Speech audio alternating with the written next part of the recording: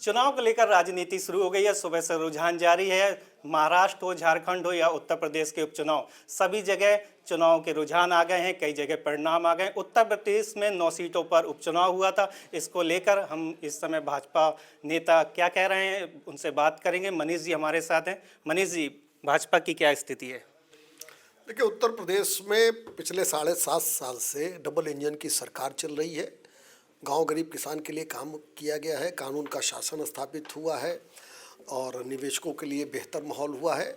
इस report card के आधार पे भारतीय जनता पार्टी चुनाव में गई थी। जनता का मत और आशीर्वाद भारतीय जनता पार्टी को मिला है और निश्चित रूप से एक यशस्वी नेतृत्व उत्तर प्रदेश में है। आदरणीय योगी जी के नेतृत्व में पूरे देश में अखिल भारतीय स्तर पर आदरणीय नरेंद्र मोदी जी का नेतृत्व है और उस नेतृत्व पे जनता का विश्वास है।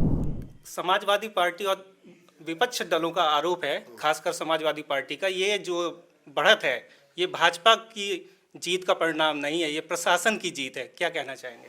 देखिए, लोकतंत्र में जनता के आदेश को मानना चाहिए, जनादेश का सम्मान करना चाहिए। अखिलेश यादव और समाजवादी पार्टी का शुरू से सगल रहा है कि लोकतांत्रिक संस्थाओं पर आक्षेप लगाना और उस पर आक्षेप लगा के अपनी जिम्मेदारी से बचना। अखिलेश यादव जी को चाहिए कि वो राष्ट्रीय अध्यक्ष हैं इस पार्टी के।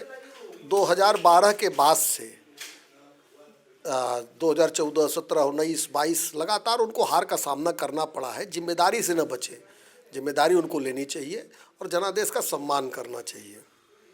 कानपुर में शीशमऊ सीट पर भाजपा को हार मिली है। 28 साल से लगातार भाजपा वहां पर, क्या कारण है?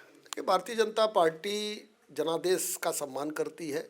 जनता का जो आदेश होता है उसको सिर माथे पर, जहां हमको जीत मिली है वो भी हमारे सिर माथे पर और जहां हमको पराजय मिली है वो भी सिर माथे पर। वहां हम विश्लेषण करेंगे कि क्यों वहां हमारी जीत नहीं हुई है और अगले चुनाव में वहां जीत का परचम लहराए, इसके लिए काम करेंगे। महाराष्ट्र चुनाव में भाजपा एक तरफा बड़ी जीत लेकर आगे बढ़ रही है और अगर कुछ सीटों को छोड़ दिया जाए, कुछ आंकड़ों को छोड़ दिया जाए तो पूर्ण बहुमत की ओर भी बढ़ रही है। तो क्या भाजपा महाराष्ट्र में बड़ी भाई की भूमिका पर आ गई है? देखिए, महाराष्ट्र में जो 2.5 साल की सरकार कांग्रेस, नकली शिवसेना और नकली एनसीपी की बदौलत चली थी, उसने तुष्टीकरण की इंतहा कर दी थी। अपराध बढ़ गया था, माफिया हावी हो गए थे, निवेशक महाराष्ट्र बम्बई छोड़कर जाने लगे थे। उसके बाद की 2.5 साल की सरकार में महिलाओं और बच्चियों के लिए काम किया गया। निवेशक महाराष्ट्र में आकर्षित होने लगे। तमाम जो माफियाओं पे उस पर शिकंजा कसा गया, विकास को बढ़ाया गया, मेट्रो दी गई, तमाम विकास के काम किए गए। उसके नाते से महाराष्ट्र की जनता ने आगे बढ़ चलकर और नरेंद्र मोदी जी के नेतृत्व पर भरोसा करके वहाँ वोट दिया है और निश्चित रूप से एक संदेश है उनके लिए, जो लोग तुष्टीकरण कर रहे थे, जो लोग वोट जिहाद कर रहे थे, जो फतवे जारी करा रहे थे कि देश फतवों से नहीं चलेगा, देश संविधान से चलेगा, कानून से चलेगा और जनता के आदेश से चलेगा। झारखंड की बात करें तो झारखंड में कई भ्रष्टाचार के मामले थे। सरकार को केंद्र से लेकर और झारखंड तक भाजपा ने घेरा, उन पे सवाल किए और मुख्यमंत्री को जेल भी जाना पड़ा। कुछ समय के लिए दूसरा मुख्यमंत्री भी बना, लेकिन अब रुझान आ रहे हैं भाजपा वहाँ 1-2 सीटों पे बढ़त है पुराने आंकड़ों को, लेकिन सरकार से बहुत दूर है। कहाँ कमी रह गई?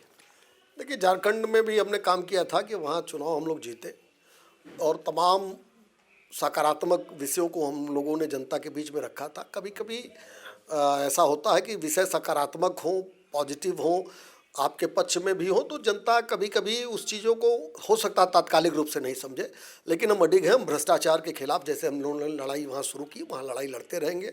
आदिवासियों के पक्ष में हम लोग लड़ते रहेंगे। वहाँ जो विषय है घुसपैठियों का, उसको भी उठाते रहेंगे।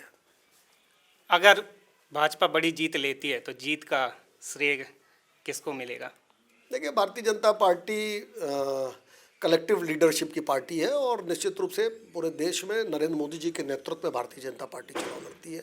तो यहाँ कोई नेतृत्व का संघर्ष भारतीय जनता पार्टी में नहीं रहता है। ये मनीष जी थे जिन्होंने विभिन्न मुद्दों पर चुनाव को लेकर खासकर अपना पक्ष रखा है।